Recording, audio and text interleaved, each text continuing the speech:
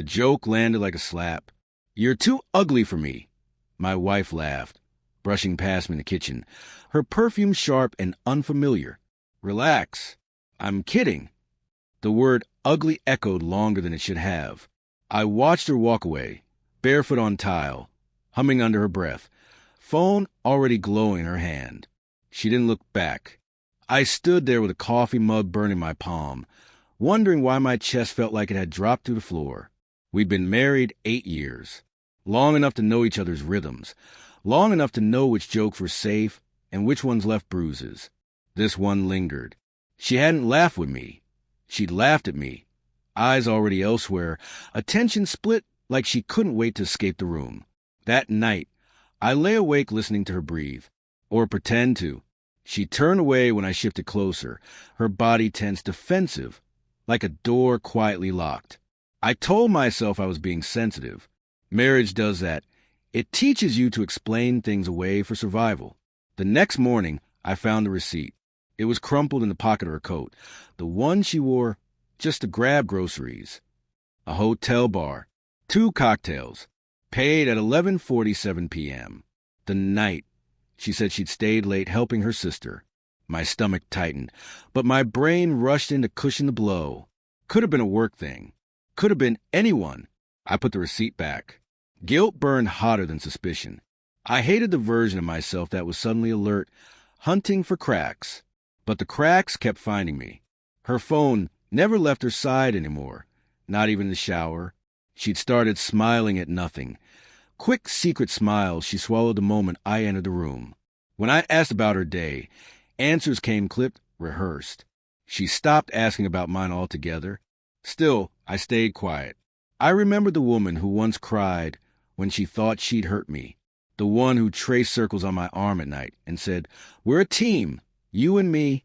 That memory argued fiercely against the evidence stacking up like stones in my pockets. The turning point came on a Tuesday. Rain streaked the windows, the house dim and smelling faintly of detergent. I came home early, unexpected, my keys louder than usual. I heard her voice before I saw her, soft, intimate, unguarded. "I miss you, too," she said. Silence. Then a laugh. Not the one she used with me. This one was lower, warmer. I stepped into the hallway. She was sitting on the edge of the bed, phone pressed her ear back to me. When she turned and saw me, her face drained of color so fast, it was almost fascinating. "I'll call you later," she whispered and hung up. We stared at each other. The rain filled the space where words should have been. "Who was that?" I asked.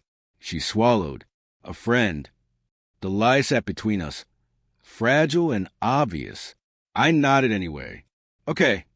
Her shoulders sagged with relief, and that hurt more than the lie itself. That night, I packed my bags. Not dramatically, not angrily. I folded clothes with shaking hands, choosing carefully, like I was preparing for a long trip rather than a fracture. I needed to see what would happen. I needed truth more than comfort. When she walked in and saw the suitcase by the door, panic flashed across her face, raw and unfiltered. "What are you doing?" she asked, voice cracking. "I'm leaving for a few days," I said. "I need space." Her eyes filled instantly. "Because of the joke?" "I told you I was kidding." I almost laughed. "Almost." "I need space," I repeated. She broke then, grabbing my arm, crying hard, breath hitching. "Please don't go. You're overthinking. There's nothing going on." I looked at her, really looked. The fear wasn't about losing me.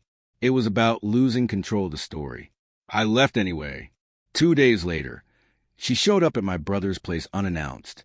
Mascara smeared, voice trembling. She confessed between sobs, words spilling faster than she could shape them. "It didn't mean anything," she said. "It was just emotional. We never, I swear." I didn't ask who. I already knew. "He makes me feel seen," she whispered. I didn't think it would go this far. I waited for the apology that mattered. It never came. Later that night, unable to sleep, I checked our shared cloud account. Old habit, muscle memory. And there it was, a folder she didn't realize synced automatically.